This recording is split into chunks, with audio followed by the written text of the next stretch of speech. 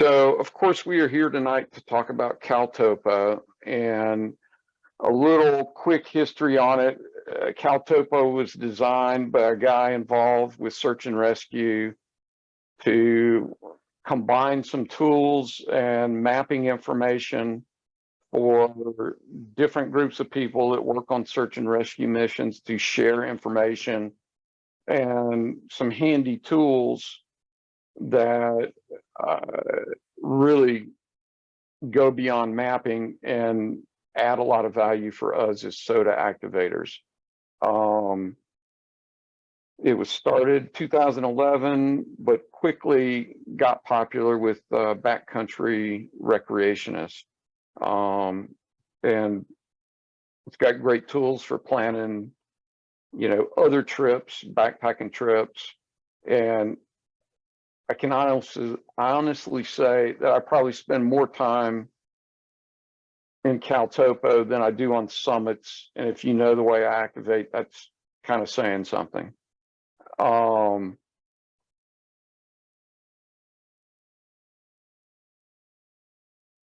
So CalTopo has several subscription levels. And basically, most of what I'm going to show you is available in the free version. I will show you some of the other features in the other paid versions. And as you can see, they kind of add stuff on in each layer of subscriptions. And their little chart doesn't really do it quite justice, in my opinion. So some of the kind of pros and cons of the different subscription levels. Like I said, in the free version, you get most of the base layer maps and access to most of the tools. And you can save your maps. You can go to the website and look at stuff and draw routes, but you have to log in order to save it. And you can print out maps up to 8.5 by 11 and 11.5 normal letter size. Somebody might say one of the cons are that any map that you save is public, but we'll look at that later. This is not all trails or other kind of social mapping websites. When you save stuff, it's not that accessible. It's not like there's a list of hikes to, Mount Rogers or wherever. So, if you've got a map to your moonshine still or illegal gardening project, you probably want that to be private. But pretty much everything I've ever done is public. And you'll see that it's not that accessible, not this week, but in the next session.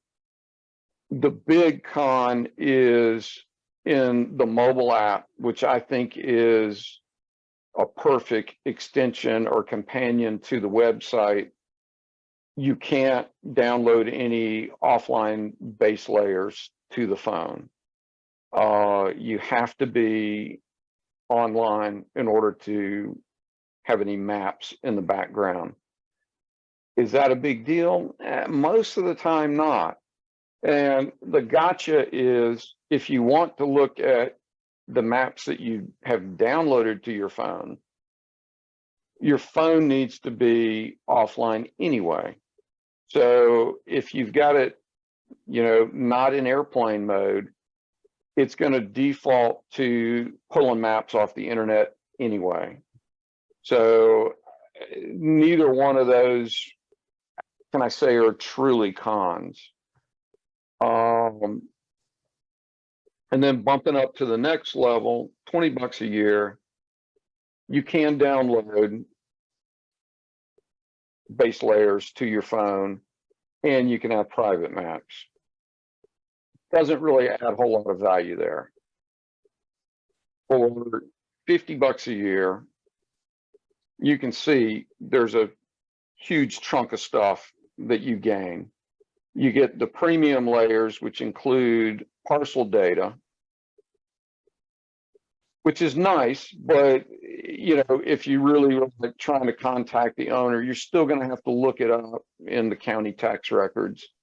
But this makes it super easy for route planning and to see who the owners are and look it up in the tax maps. The tax maps are usually not great mapping systems in and of themselves. So this will give you at least a real easy way to identify the parcels. And you can look at that when you're looking at the app on your phone too. Live satellites, that's kind of, I don't know how much benefit it would have for us in the Southeast. Maybe for somebody out west where they're looking for snow cover and access to trailheads, that might give them up to date, up to the minute information on what ground conditions look like. It also gives you access to the Google Map layers, the Google Map, the satellite, the hybrid. But the key there is the Google satellite imagery is pretty much the highest resolution imagery that is available. And so that is very good to have. It also gives you access to some real-time data like weather, temperature, stuff like that. Something that's fairly new, which we'll talk about, that I think is pretty cool, especially if you're planning a little bit longer trip or multiple summits in a day, are travel plans, which actually give you, Tommy probably can relate to this, our buddy Pete, I guess from his military background, he would keep notes of how long it took him to like transit between summits. And, when we were planning another trip, he could say, yeah, the last time it took me 33 minutes to drive between the two trailheads, and 43 minutes to hike up, and, and the travel plans kind of give you that. And it's pretty cool. Another kind of cool gee whiz type thing is you can view the CalTopo layers in Google Earth, which is kind of cool. Normally in Google Earth, you're used to seeing kind of the satellite imagery, but when you can drop the Forest Service topo in there and actually see the topo map in 3D, it's pretty cool, but I don't know how much value that actually adds. You can actually export kind of maps that you have created, combination of base layers, to use on GPS units, not just a track. I don't use a GPS unit anymore, so that has no value for me. And you can print much larger prints and higher res. But can any of y'all print something that's 36 by 48 inches? Nobody's got a plotter. And so even if you do like printing out paper maps, that doesn't buy you a whole lot. And then you can also, this is kind of an edge case as well, that you can import a georeferenced image. Usually we're talking about like a map that you get from somewhere, state park or somewhere like that. But you'll see later on that a lot of that's already available in CalTopo. So for the pro version, you've got a whole list of stuff that looks well worth it, in my opinion. The $100 version, I honestly see no value in it. If you're in an RV and traveling across the country and camping way off the grid and want to plan something without internet access, the desktop version, which gives you offline access to all the base layers and the tools, that may have some value for you. But to jump from $50 to $100 to me seems crazy. Custom map builder layers, I can give you an example of that. My pro account is a legacy pro account, so I actually have that feature. And in my account, I've used it for one thing, and I actually use it all the time, but it's such a simple thing. It's certainly not worth another $50 a year. And then you can even make larger printouts. And you'll see when we talk about printing that it's not the amount of stuff you can print out, it's how much you can, how big a single page you can do. So that is not a real big thing. So I think the best value is the pro account. You can certainly get started with the $20 account. That's the most usable for most people. And then if you think you'll use the other tools, you know, for less than 1 cup of bad Starbucks coffee a month, you can bump up to the pro version. So let's see what else we got here. So quick thing, what we're going to do tonight is we've obviously already looked at subscription options, and we'll look at logging in, some basic settings that you probably should double check, where everything is laid out in CalTopo, the base layers that I think are the most useful, and then adding markers and lines, which is pretty much what we are going to be doing anytime, and saving your maps. And then homework, I don't know, we might give you some homework. So let's move over to CalTopo. Let me get y'all out of the way.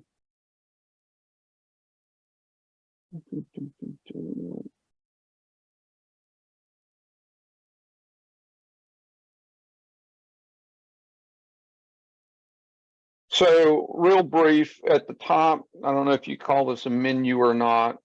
The help will open up their support page. I find their documentation to be very easy and straightforward. So you can always refer back to this. It's, you know, pretty much laid out as you see stuff in CalTopo.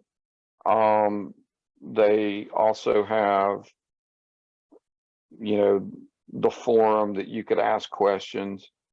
And you're always welcome to ask me if you have a question about anything. One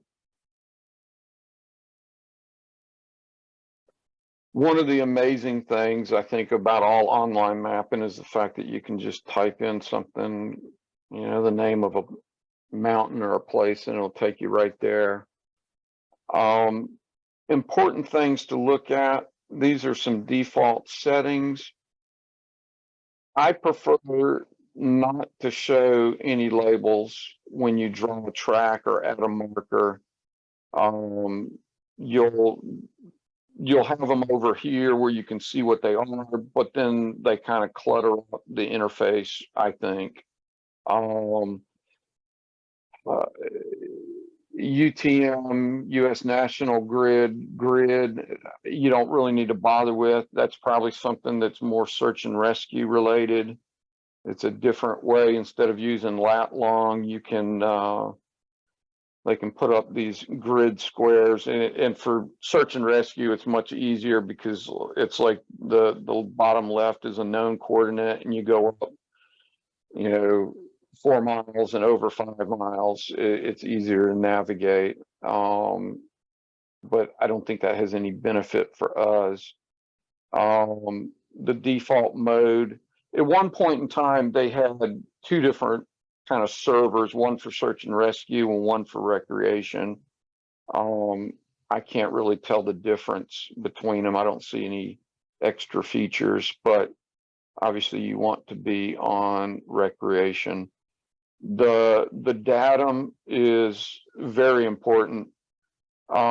This has to do with how map coordinates are placed on a map. And the bottom line is World Geodetic System 84, that's 1984, is what your GPS units use.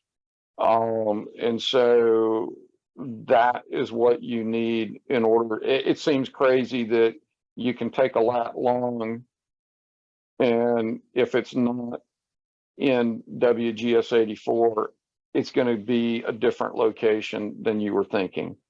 The only other option they have is NAD 27, which was created in 1927 and is very old. But sometimes if you were looking at a paper map, you might notice that it was in NAD 27.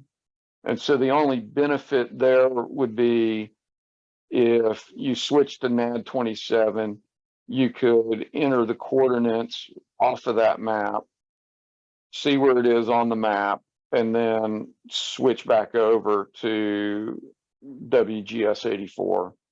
And then it would be kind of the modernized coordinates. So the next couple settings primarily have to do with this and a few other places. So this little informational window will give you the current coordinates of two options, and then a secondary coordinate system, which once again, that's more search and rescue, and as well as the current elevation of the point you're measuring and the datum. So you can choose whether you want mixed, meaning metric and imperial or freedom units. I don't know why. I guess if you were planning a river trip, you might choose nautical, but obviously mixed or metric is probably what most people would want. And these two have to do with the two coordinate systems that you see up here. Most people are probably going to choose decimal degrees, which that's what degrees are. And then you can almost ignore that secondary option there, unless you, for some reason, you want to use universal transverse Mercator, which I don't think you do. So the position option, this is interesting, and I've started playing around with this. Your two options are wherever the cursor is or the center of the screen. At the moment, it's on center, and you can see that there's a little crosshair in the center of the screen there. This is how it works on the mobile app. So when you're moving stuff around on the screen on the mobile app, it's always telling you the position of what's in the center of the screen. So if you wanted to know where Mount Hardy Gap was, you'd have to move it down there, and then it would give you the coordinates for where you're at. The other option, which I've always used up until now, is cursor. And obviously that just follows you around wherever you are on the screen. So those are the important things, is that you have the datum set to WGS 84 and what coordinates and units you want to use when you're mapping. Sorry. Close basically will reset everything if you have drawn a line or if you had an open map and you wanted to kind of start with a clean slate. Sign up is basically just going to tell us that you need to log in. So we're going to bop over here. And when you log in, you have choices of all these other affiliated logins. You know, all of these have pretty secure login systems, and so CalTopo just piggybacks onto those. So I'll go ahead and log in. Not much changes there. So moving on to the rest of the interface, I like to think of this sidebar on the left-hand side of the screen as my stuff. The sidebar on the right-hand side is their stuff. And so on the left-hand side is where you will add stuff, lines and markers and other features to your maps. On the right is where you will choose maps and other features that are provided by CalTopo for your use. That's not 100% true, but that's an easy way to think about it. So over each sidebar, you can grab the little handle and make it bigger or smaller, or you can minimize it to give you more view of your maps. And I don't know when they added this, but I'm kind of a keyboard warrior, and they've added a lot of keyboard shortcuts. And so like the little hat symbol is geek for the control key. So like I can hit Control O to minimize that and Control L to close the layers, or vice versa. And then obviously the add button is where we will add stuff. And we'll come back to that later. Obviously we've got zoom controls. This right now doesn't tell us much. Basically it just gives us the current map URL. But once we save something, this little info icon will actually give us a little more information about the map itself that we've saved. The print, we'll go back and look at that at a later point. There's lots of options there. We'll also look at the measure tools later. If you're on a device that is location capable, you can always hit the locator in the bottom right, and it will take you to your current location. There are also down here on the bottom some keyboard shortcuts for navigating around the actual map viewer. So of course you can always use the cursor and move stuff around, or you can just use the arrow keys as well. So depends on how geeky you want to get there. So one of the huge benefits of CalTopo are not only the base layers, which a lot of mapping applications have, but how you can work with them.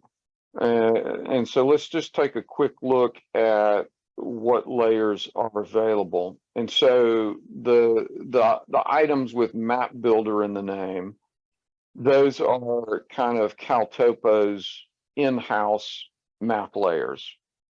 And their data comes from a number of sources, U.S. Geological Survey, OpenStreetMaps, which if you're not familiar with that, that's a kind of a community sourced mapping system.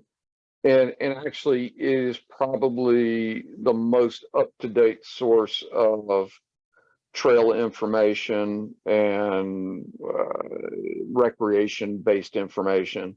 And so a lot of the other layers make use of the OpenStreetMap data. The map builder layers also make use of pretty up-to-date LiDAR imagery, so some pretty high quality imagery, and also some data from this layer as well, the National Agricultural Inventory program.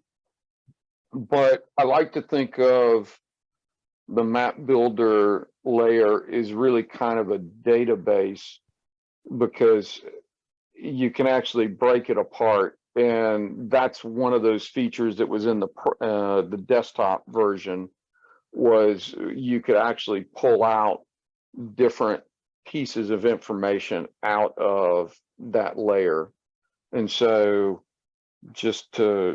so I've got a layer here that I call counties, but technically all I did was I pulled the borders feature out of Map Builder Topo.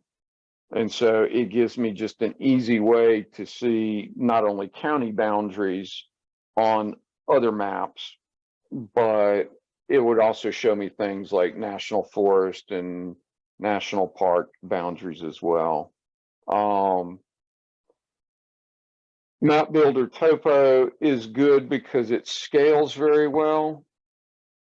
As you zoom out, it'll kind of clean itself up somewhat and not get too busy.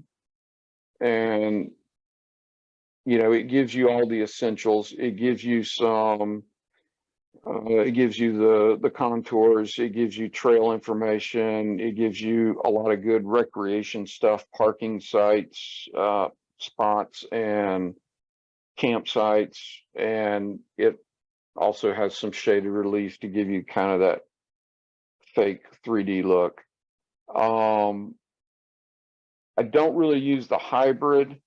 That's the one that adds some of the imagery from this layer to give you a little bit of a view what the lay of the land is visually. I don't get much benefit from that, and I'll show you how I get around that in a minute. Scan topos are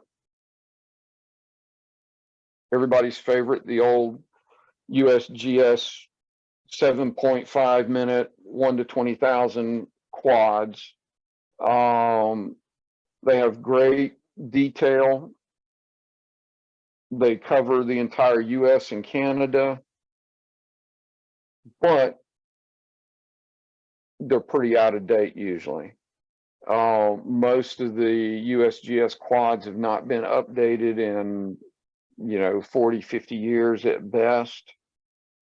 But then again, that's not a bad thing, because a lot of times the features that we as SOTA activators are looking for, maybe old trails, old road beds, things like that. So there is some value there. But they don't scale very well. They get hard to read, and you can see that they're all done in differing shades of green, so it looks like a giant quilt. But there's still value there, like I said. The Forest Service quads are much more up to date, but they still may not be the latest in terms of the current state of trails and things like that. But they are pretty good at depicting things like the Forest Service roads, the ones that are open, the ones that are, gated and closed. So they do give you a lot of information. I don't know how this plays out west, where you may have more Bureau of Land Management land, if they're still considered useful. But you've got a couple choices under there as well. So you've got the 2016 versions, which gives you some of the vegetation overlay, or you can switch to what I think is a little bit cleaner map, the white map that doesn't have any vegetation overlay, or they even have an older version. So the one thing about maps, I would say, or one axiom of maps is, in some shape or form, they are all liars.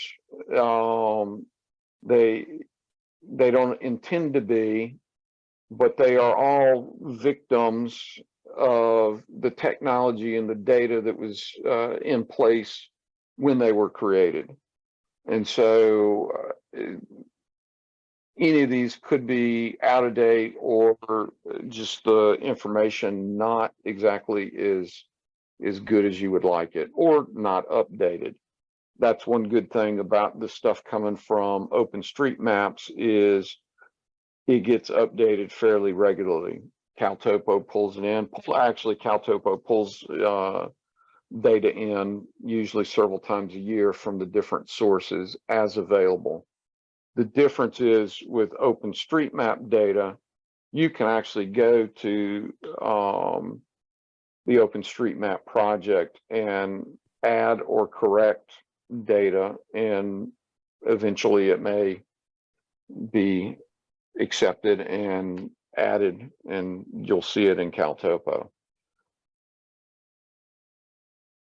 So another topo layer, and this is the one that I tend to use the most. I think it's the cleanest looking, the TF Outdoors.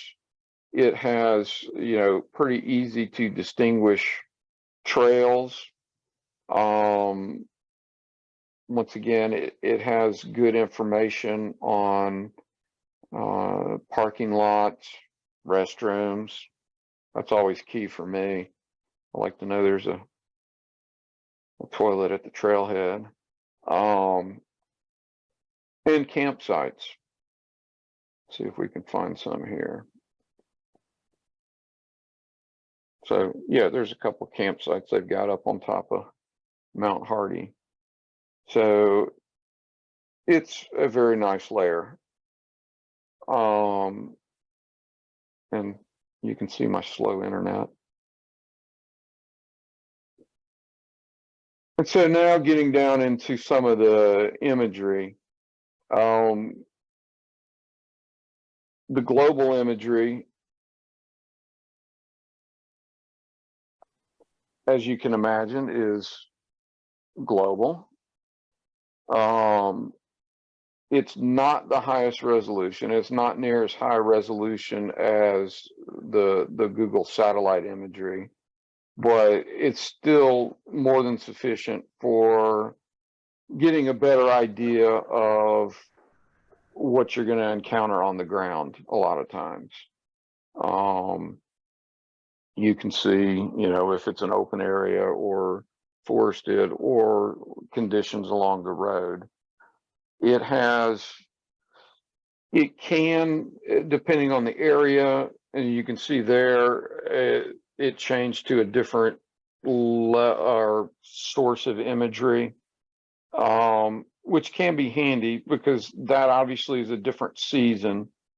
And so even zooming in and out, you may get different results in a different season, may give you information that may be beneficial. And in a similar vein, the National Agriculture Inventory Project, it has a secondary options here where you can select from 2 different years. And that was kind of done intentionally so that they could, you could see things in a little bit different lighting conditions, maybe a different season. And, everything looks different, whether it's in the summertime or in the dead of winter. And so once again, the more information you have at your disposal, the better. So let me switch back over here. So I'm going to jump ahead for a second and choose the shaded relief layer. So the shaded relief layer is most often used to kind of give you that fake 3D look, which can kind of help you visualize how things are laid out. And there's a couple options under shaded relief. Now, the normal layer will act like any other base layer and completely block out the layer below it, which that will come into play in a later discussion. But most often it's used just to kind of give you that better 3D look. The enhanced and terrain features use a different technique where you can bump it up all the way up to 100%, and it will give you the 3D look, but it will still let you see the underlying features. And let me take one step back. So basically the shaded relief, the way it works is there's like a light source coming in from the north-northwest, 315 degrees at a certain angle, azimuth above the ground. And that's what gives you that shaded contours. Now, the enhanced layer does the same thing from the same angle. The terrain feature, one of the issues is if you were looking at this screen laying flat, if you were looking at it from the other side of the table from me, say, it wouldn't look as natural. And it might look kind of funky. And so this terrain version is supposed to, it gives a lighting source from many different directions so that you can, it all looks the same no matter which way you're looking from. But to me, it actually doesn't make it easier.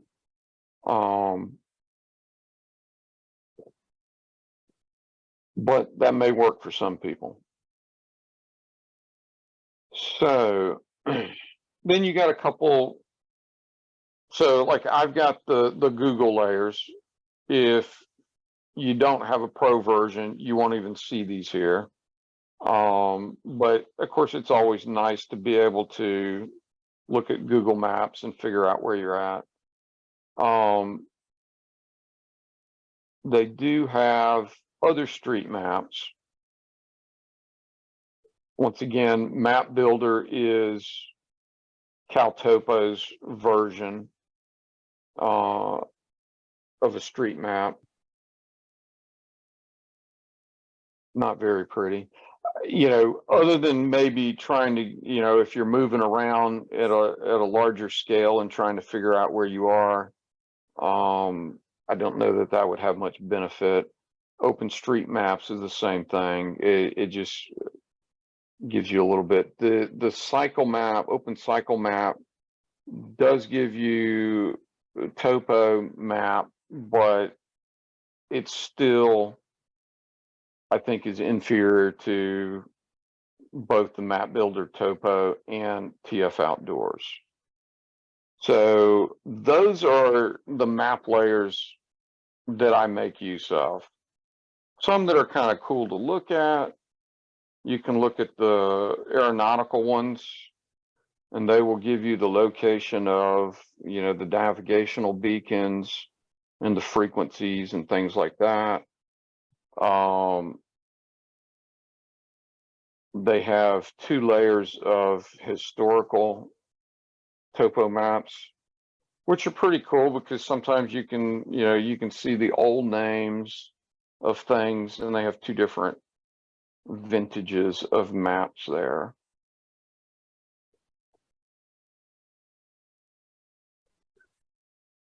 Sorry, very thirsty. Any questions so far?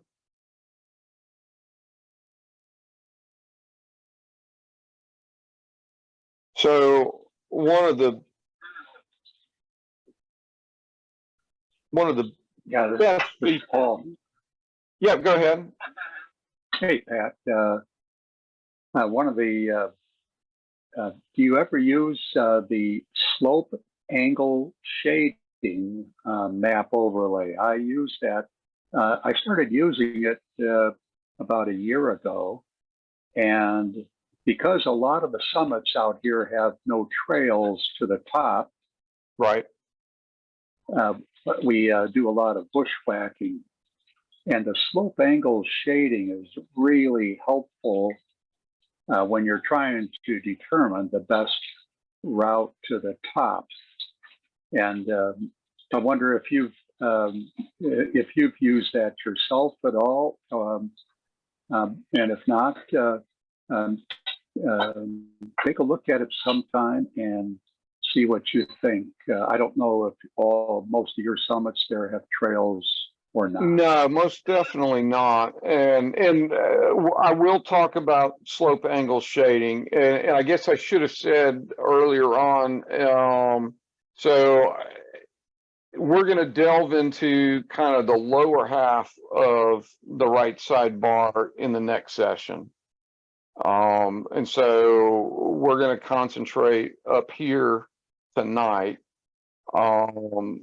And then, because yeah, this is where some of the cooler stuff is, in my opinion, that is very beneficial to planning activations. And so, yeah, we will definitely look at slope angle shading and even some other ways to take advantage of that. So we will most definitely cover that.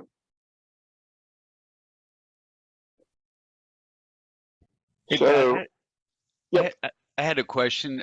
Towards the beginning, your map, you were able to show between like the different public lands, like where one park was versus another. Was that an add-in, or is that No, I think what you were maybe let me zoom back in.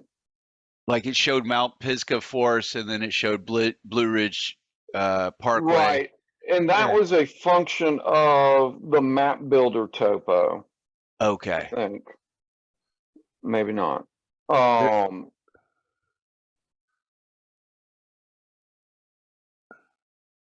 Maybe it's cleaner. No. It's the public land selection. Well, that's another thing which Okay. I haven't touched on yet. And that's what we'll add that next time. But yeah, this gives us, you can see here that that's Blue Ridge Parkway. And this tells you that's Pisgah National Forest and Nantahala over here. Okay. So that's just one. Oh, I know what it was. Did I turn that on? Maybe I turned that on, which was my counties thing that I created. And so, yeah, that tells me that that's Middle Prong Wilderness. And if we passed over here, it would tell us we were in Shining Rock. So yeah, we'll dive into some of that in the next class. And so, like I said, we're really just trying to cover the very basics of navigating and adding a few objects.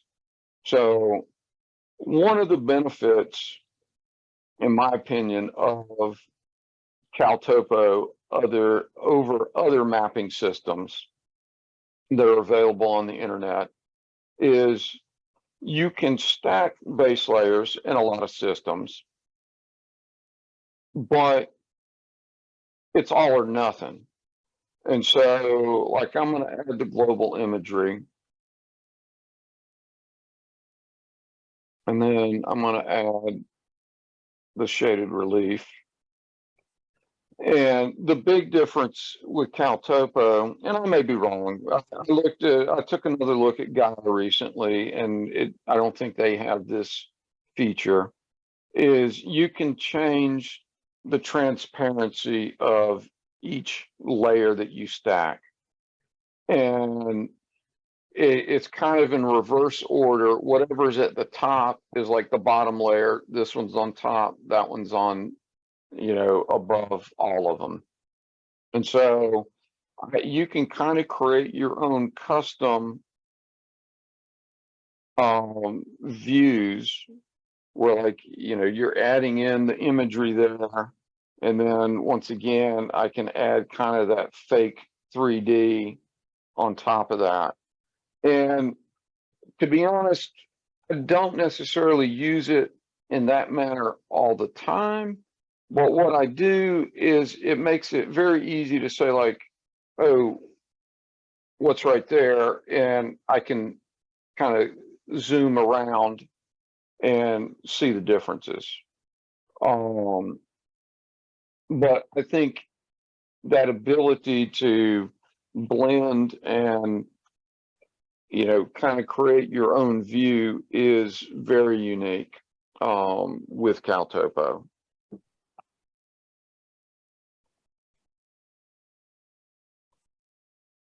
So let's go over some of the basics of adding stuff to a map. So we'll close up this guy and we'll open the left sidebar. So tonight, all we're going to look at is adding a marker or a line, and then we'll work on some of the others in the future. Obviously, a marker is the most basic one, and notice that there's a keyboard shortcut for that and adding a line. So, you know, a marker is just like a waypoint.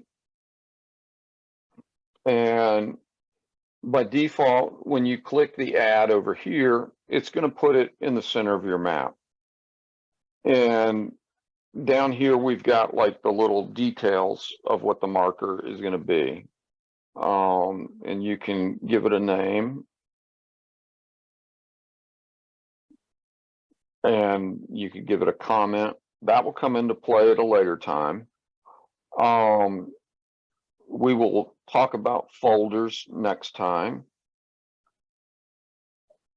Obviously, you can make some basic changes in the size and the style. There is a way to import other ones here. Well, let's say we're going to add a campsite. And you can change the color. Now,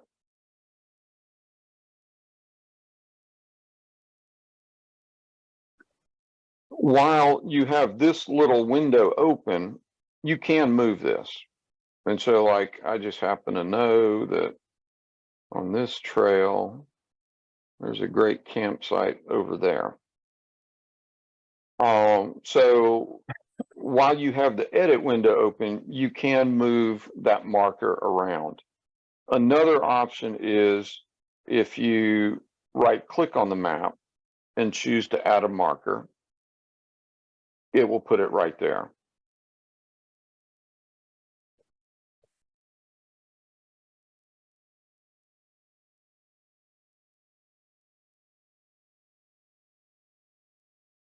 And so I'll often, now let's take a quick segue and talk about saving maps. Anytime you add data, an object to a map, it's going to ask you to save it. You don't have to. You can do it later. But I'll go ahead and give it a name. And down here, you can see the options that you have. You can make it private if you have a $20 subscription, the basic or a pro or higher. Basically, I always just use this. I can give anybody the URL and they can look at it. You can also make it public, which is a criteria for the free account, which will make this one public, just for grins. And like I was saying before, once you save a map, now this information icon tells you a little bit more. Pretty much the same thing that we looked at just a minute when saving the map. But it also gives us the URL for the map. So if I wanted to give that, send that to one of y'all, I could hit the little copy icon and that would put it on the clipboard, and I could paste that into an email or a text message. If I wanted to share it with you where you could actually add or edit stuff to the file, you know, I could give you write permission, and it would give us a different URL. And then you would have the ability to add information to the map. So, and now that we have saved the map, yeah, that's not a good example. But this is, you now have this little window up here, which I would call this the map extents button. And so what this would do would automatically scale to any saved information in your map. Right now, all we've got is that little campsite, but let me just add a quick line to show you what I mean.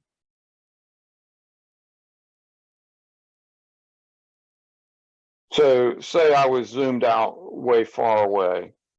If I click on that button, it's going to zoom in to the contents that I've created over here.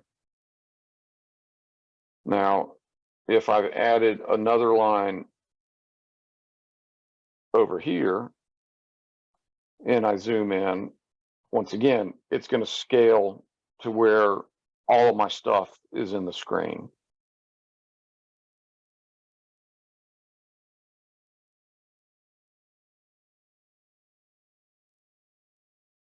And so that's a very handy way to kind of reset and get your bearings straight. So we use this in the last class, and it's a good example. So when you go to add a line, you can click on the add, you can click on the map, right click on the map and choose add a line. But we'll go up here and add a line. You'll get this little pop-up up here, the snap to, and by default, it'll go to the OpenStreetMap data. And like I said, the OpenStreetMap stuff is generally the most up-to-date information out there. And so you can see that it gave me little yellow highlights on the trails and on the roads and things like that. And what this allows you to do is select one of those and then not have to like do individual dots, that you can, once you've selected a line, then you can, you know, go further down the segment and it will automatically fill in. But you have options. You can choose none if you didn't want to use any of them at all and just wanted to do them freehand.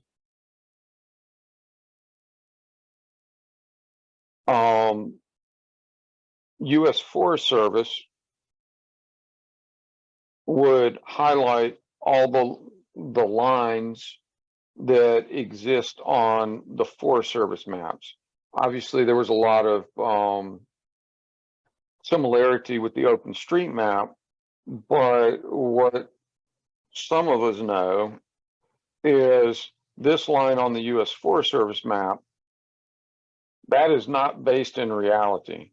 That has not existed in, you know, probably 50, 60, 70 years, if that. So it's just a different way, but sometimes the lines that are available on the Forest Service map are not considered a trail and may not be in the OpenStreetMap data set. So it's still a good option. The other options don't make a whole lot of sense. MVUM is motor vehicle use maps, which we'll talk about tomorrow in more depth. Hydrological, you know, so, you know, I guess if you are navigating rivers, it will pick out water features, but I don't think that as much application for us. Lines is kind of interesting in that I would say I use this most often when I've drawn a route that is kind of a bushwhack. So like say I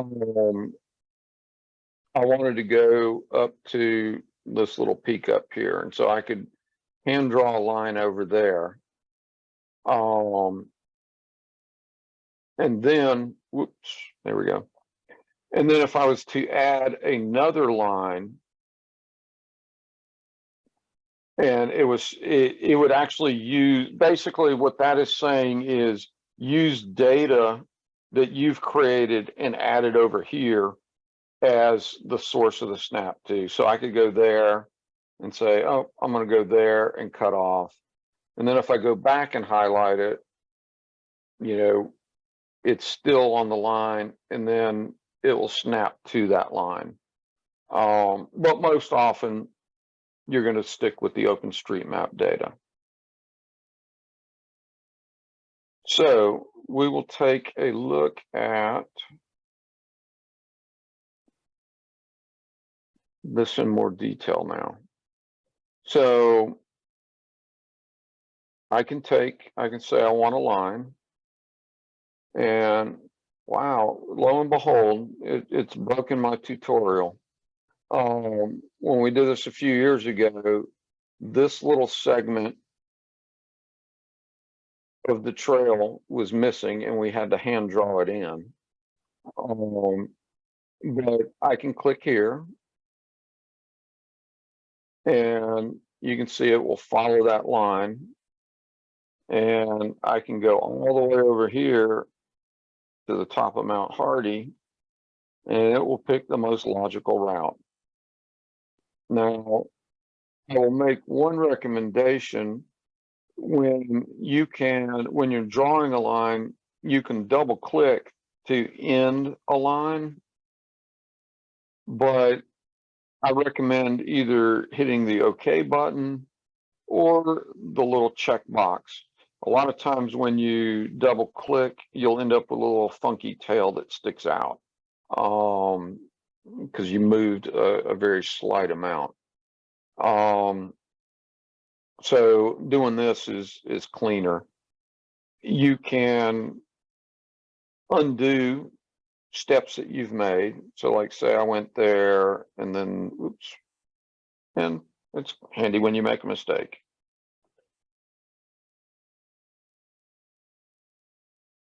And so then you can back up to the last step or the step before if you want to make a change. So once again, you kind of have to tell it you want to be on a line, and then follow it over. So once you have a line on the map, you can take a look at it. And this is where the mixed units will come in that are from your settings. And you can look at the profile,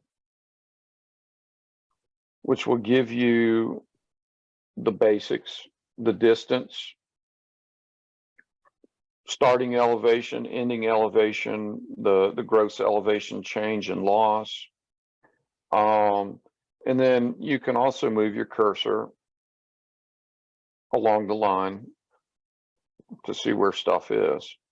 Now, another feature, if you hit expand, it'll give you even more information, some of it beneficial. This kind of tries to give you an indication of the variety of terrain, how steep your hike will be. And so you can see here that nothing really exceeds 30 degrees. And most of it is probably no greater than, 35% of the hike is at a 15-degree slope or less. It also gives you some idea of the land cover. And we looked at this last time, that as you come around, so this is a land cover on the here, that it kind of comes out in the open. And if we switch to an imagery layer,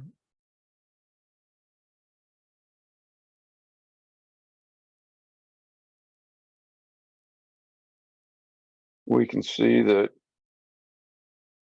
sure enough, around 1.25 miles, 1.3 miles, you come out into that open area. And so that information is pretty accurate usually, and kind of handy.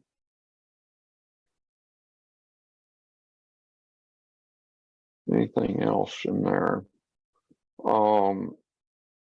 Don't really make use of the aspect that has to do more with like where the trail, what direction the trail is facing. So another thing that they've added recently is travel time. And this is related to the travel plan feature that's available in the Pro version. And this is an attempt to give you an idea based on the type of trail, how long it will take you to hike it. Obviously, everybody moves at different speeds, both up and down. And so I don't know how beneficial this will be to most people. In the Pro version, with a travel plan, you can actually tweak the values. It's using something called the Munter method, which was developed by a Swiss guide, who obviously is probably a lot more fit than I am. But it has to do with the amount of elevation over distance. And you can, with the travel plan, you can actually figure out the units that you need to use. And so like the up units are pretty good for my hiking, and so like they say, we'll look at that in more detail, but like I'm up is 4 by default and down is 6. Well, I'm pretty slow coming down, and so my down should be the same as my up. So I would do a 4 or maybe even a 3 sometimes. And then it also, once again, you can set those in the travel plan for the different types of terrain. Obviously in the Southeast, we don't really need to worry about skiing times at all. So, but that's a handy little thing to play with. We can choose to modify a line, and you can do a lot of basic stuff, extend, split. One thing that I do a lot of times is like looking at the profile. We can see, let me pull that back up again. We can see that the hike is pretty much flat up until we get to this point. And that's where the climb really starts. So let's say I want to know really what's the elevation gain in that section. So I'll click there and tell it that I want to split that line. And so now I can look at that segment and look at the profile kind of in detail and see that, okay, in just over a mile, it's going to gain 600 feet. So it looks like a pretty steady climb. That's not very steep, but you know, it is a little bit of elevation change. So now I want to put those two back together. Well, if I click on that one and say that I want to join it to another line, I've got a problem. The line that I want to join it with has to have a name because it can't find what the other line is. So I can click on that and I'll go to edit, and that way I can edit its basic properties, and I will give it a name.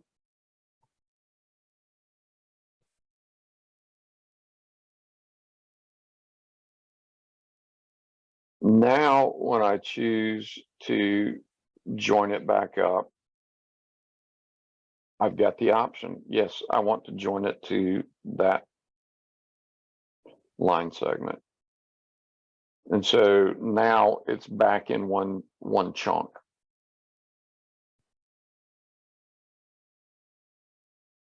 So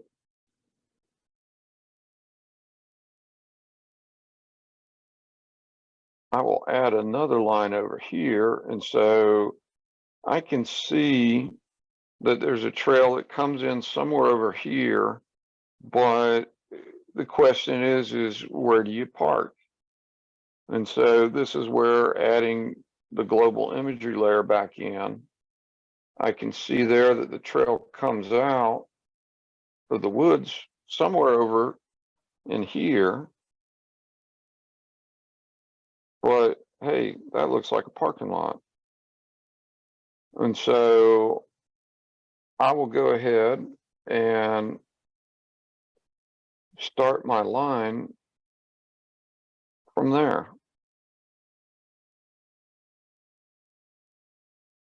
And as I zoom out, I can see that the trail, oh, it actually cuts into the woods here. And so I can go there.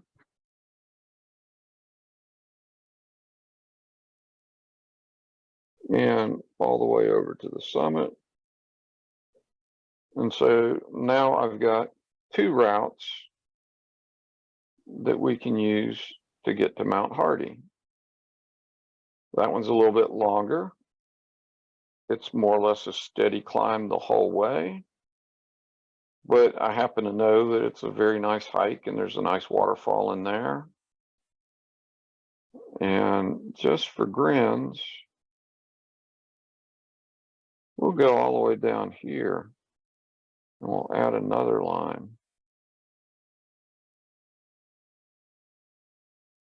Starting here, we'll go up.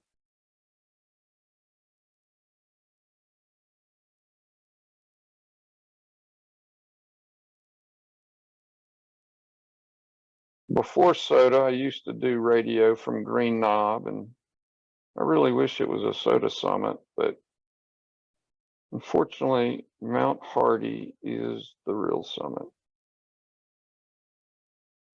So now we've got an even longer hike. And oh boy, it climbs 942 feet in the first 0.6 of a mile. I don't think I'm going to go that way. We'll leave that one for another day.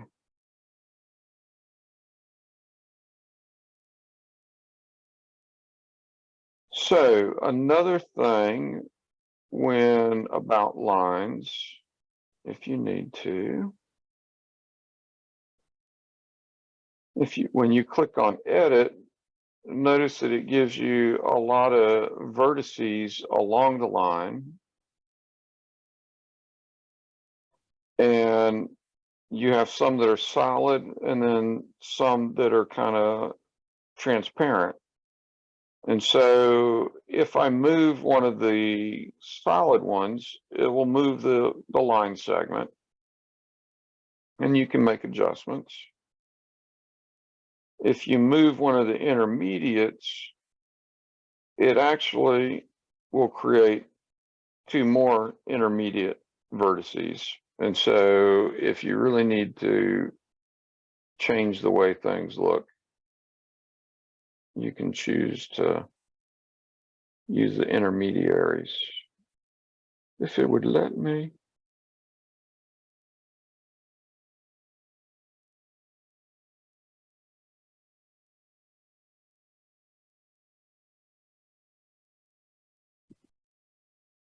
And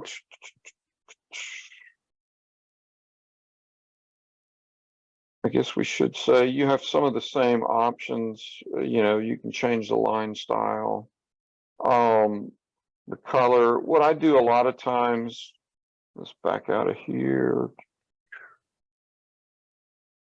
just to make things a little bit easier. So I'll leave that one red. A lot of times I will alternate. A lot of colors don't show up well on maps. So I tend to stick with the red and the blue. And, you know, like I may change the style on that one just to distinguish it a little bit.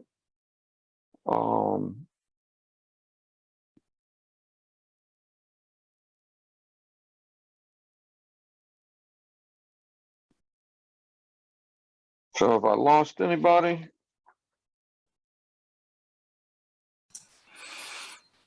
No, good stuff. Enjoying it. Yeah, that, you know, this is pretty much what I wanted to cover. Like I said, this is very basic and kind of into the minutia of, you know, the very simple stuff in CalTopo. But this is the type of thing that you'll use every time you're in CalTopo. I could add one more. We know that there's a trail, an unofficial trail. This would be something good to add to the OpenStreetMap data, that it kind of comes in and goes around here. Another thing, a little handy thing is if you are drawing freehand, normally it's like click, click, click, freehand, or, you know, point to point. If you hold down the shift key, then you can kind of draw freehand. And so we know that it goes up, and then I just happen to know that it joins up right where the main trail makes that little zigzag. This is not the way that trail looks at all, but you can draw stuff freehand as well. And, you know, like you were saying, Paul, a lot of your stuff is bushwhacks. By and large, our stuff here has trails most of the way, and the majority of our off-trail hikes are what I refer to as up and done. And so there is a fair amount of off-trail hiking, but it's basically like, oh, I need to get up to the top of the hill now. And so they're fairly easy to navigate, but we do have some that are a little bit longer, and taking a little better look at the lay of land is important for those. So that's all I've got for you. Yeah, Pat, when you were, can you hear me? Yeah. Yeah, when you were talking about the different maps, one thing that really turned me on with CalTopo was all the different maps. And back when it was free, before they had any paid versions, I really liked the high resolution Google satellite, but now it's only available in the pro version, so that's why I have the pro version. But like, if there's a summit that I'm going to that involves a lot of bushwhacking, I'll look at every single one of those maps and try to figure out, was there an existing trail at one point? Is there some old road that may have existed 100 years ago? And then I'll draw Right. my own you know, map and save it off to my GPS device and follow that, you know, because there may be certain segments on one that I'll pick and certain segments on another map and just piece that all together. Yeah, and that will be kind of one of my most favorite tricks we'll share hopefully next week, which is finding man-made features that are not on maps. Yeah. And Like most people here in the Southeast know, you know, we utilize, you know, old logging roads, old roads that, you know, old Forest Service roads that are not in use anymore. And finding those is the key. Sometimes finding them is not a good thing, but yeah, exactly. Yep. Yep. And you know, I've used different satellite imagery to figure out, you know, because sometimes it shows the winter view and sometimes it shows the summer view. And the winter view is good because you can see where the rhododendron is and mountain laurel, and kind of avoid that too when you're bushwhacking. yep, that is important. Somebody's doing the dishes, it sounds like. Sorry about that. Quite Pat, all right. I'm a relatively new activator, and I've used CalTopo for quite a while for hiking, but I'm curious, is there an easy way to calculate like an activation zone? We will do that. That's one of the things that hopefully we'll do in the next session. If not, it will, no, that's definitely something I make use of. Excellent. Okay. So, yep. I used to teach it a different, well, I mean, I still use the same way to delineate it, but then I do add a different object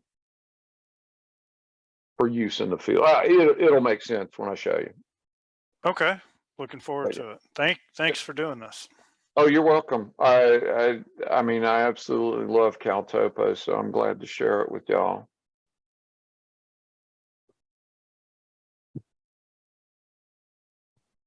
Anybody want homework? No, I just finished 4 days of work. Don't want any homework. But excellent presentation. I even learned something. So yeah, I did too. Thank you.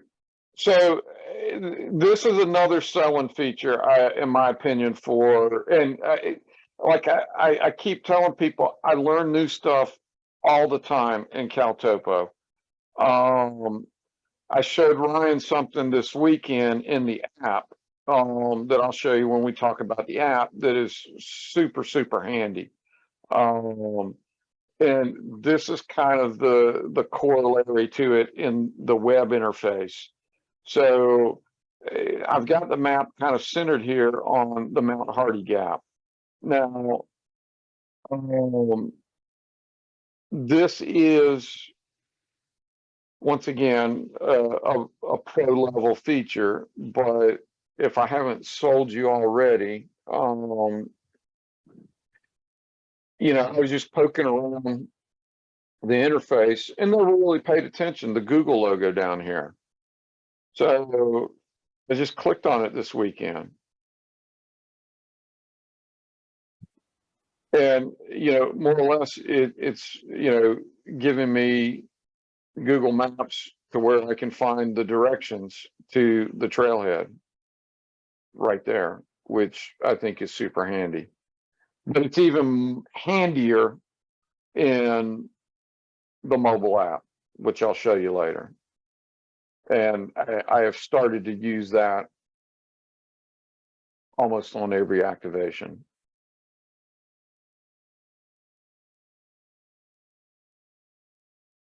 So what do the guys out west say?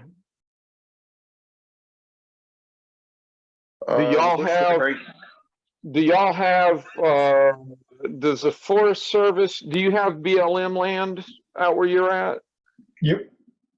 And do the Forest Service maps cover that area?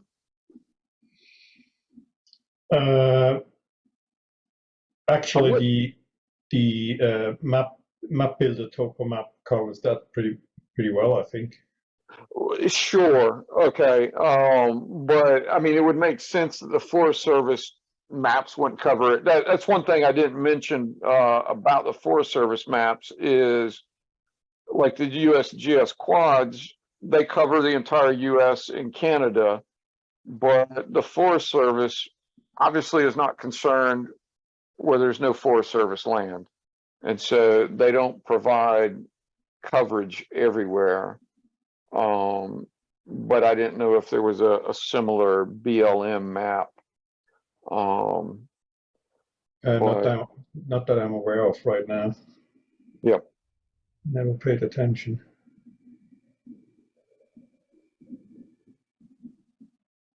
So I hope y'all found some use in this and can make use of CalTopo a little more. Very much so. Thank you so much. Yes. Very good. Thanks, Pat. Thanks, Pat. Definitely. Pat. Thank you, Yeah, Pat. very good. Thanks, Bye, Pat. Lord. Thank you, Thanks, Pat. Pat. Appreciate the presentation. Thank you, Pat. Yep, you were welcome. And I'm going to stop the recording, but if anybody else has anything to say or ask? Recordings be posted.